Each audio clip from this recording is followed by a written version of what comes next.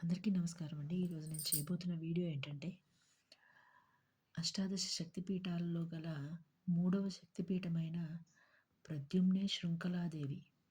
ఈ అమ్మవారి గురించిన వీడియో ఈరోజు నేను చేయబోతున్నాను.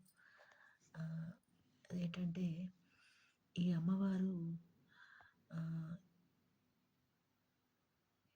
జగన్మాత నిత్యము బాలింతరాలుగా నడికట్టుతో ఆహ్, ఉంటారంటండి ఎప్పుడు.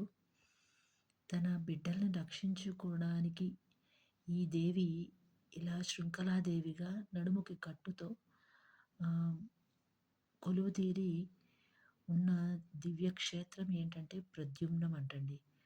ప్రద్యుమ్నం అష్టాదశ శక్తిపీఠాల్లో మూడవది అయిన శృంఖలాదేవికి శక్తిపీఠంగా ఉందండి.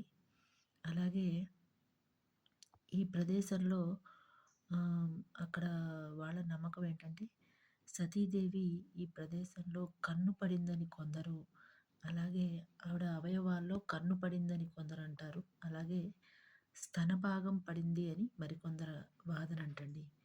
ఇంకా ఈ ఈ ప్రద్యుమ్నం అనే ఈ ఊరు ఎక్కడ ఉందంటే గనక, ఇప్పుడు మనం చెప్తున్న బెంగాల్ ప్రాంతంలో, అలాగే వంగదేశంగా పూర్వకాలంలోనే విడిపోయిందంటండి. హుగ్లీ జిల్లాలో పాండుప గ్రామంలో ఈ శృంఖలాదేవి ఆలయం ఉంటుందట.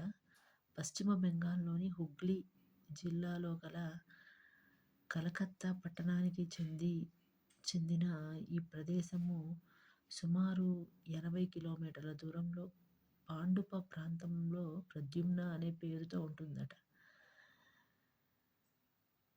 ఇక్కడికి చేరుకోవడానికి అనేక మార్గాల్లో వెళ్ళవచ్చంటండి. కలకత్తా నుంచి 135 కిలోమీటర్ల దూరంలో గంగాసాగర్ క్షేత్రం శక్తిపీఠంగా పిలువబడుతోందట. ఈ రోజుకి ఇంతేనండి. నమస్కారం.